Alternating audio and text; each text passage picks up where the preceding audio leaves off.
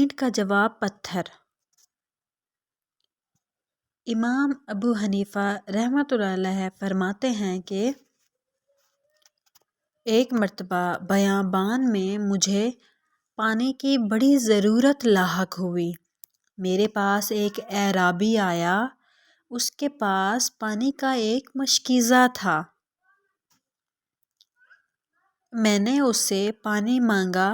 اس نے انکار کیا اور کہا کہ پانی درہم میں یعنی مفت میں نہیں ملے گا، پیسوں سے دے دوں گا۔ میں نے 5 درہم دے کر وہ مشکیزہ لے لیا۔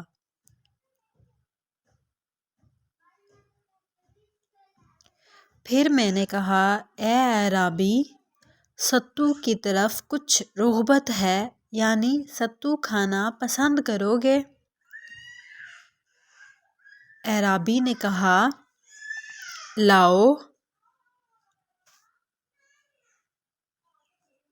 میں نے اس کو ستو دے دیا جو روغن زیتون سے چرب یعنی چکنا کیا گیا تھا۔ وہ خوب پیٹ بھر کر ستو کھا گیا۔